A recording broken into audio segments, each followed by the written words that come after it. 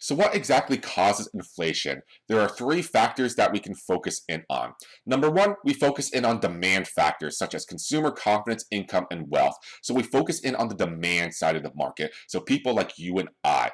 With consumer confidence, income, and wealth, suppose that the economy is doing really, really well. So consumer confidence is high. Our incomes are high. We're feeling very wealthy. What are people like you and I likely to do in such an economy?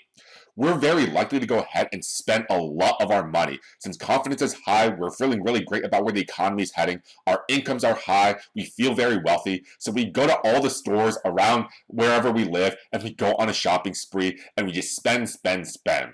And in this scenario, firms and corporations, they're not really incentivized to lower prices or offer sales or clearances at all because we as consumers, we feel really great about the economy and we're willing to spend no matter what the price is. So if this is going to be the case, if prices remain high due to the economy doing really, really well, we notice that, hey, this could be a cause of inflation. And we typically do see inflation rates tend to go very, very high and growing very, very fast when the economy is doing very well. So anytime the economy is overheating or it's in a period of expansion or it's going towards its peak, we typically do see inflation hitting a peak as well, or the growth rate of inflation being fairly high as well. So they're kind of correlated to one another. Economics times are good, we typically see inflation happening as well. Another cause may be the supply shock. So focusing in on the supply side of the market, price fluctuations on items such as food and oil, so essential items. What happens if there's going to be an increase or a price spike in oil?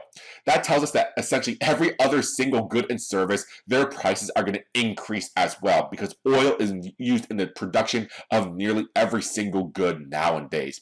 So oil is a very, very important resource in the production of many goods, also a lot of services. So if that price increases, that tells us that the prices are going to get passed down to the producers. They have higher costs. And if they have higher costs, that's going to be passed down to the consumers as well.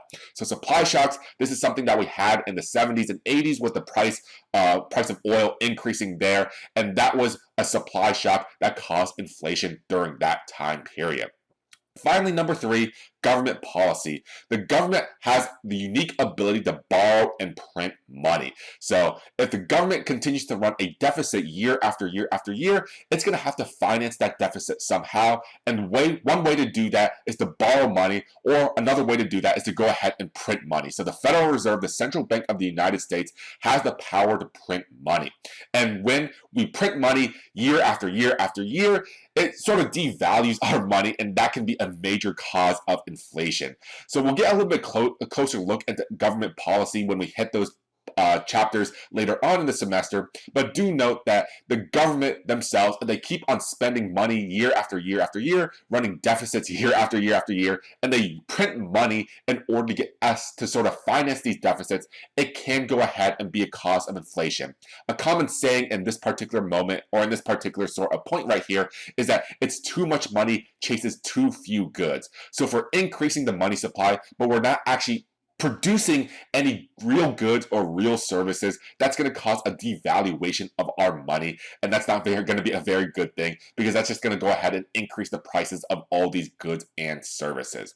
So three things that can cause inflation: we have demand factors, supply shocks, and government policy. While we are interested in taking a look at what causes inflation, we are a little bit more interested in calculating out the inflation rate and seeing exactly what these numbers tell us, and we'll be focused in on that in the next few videos.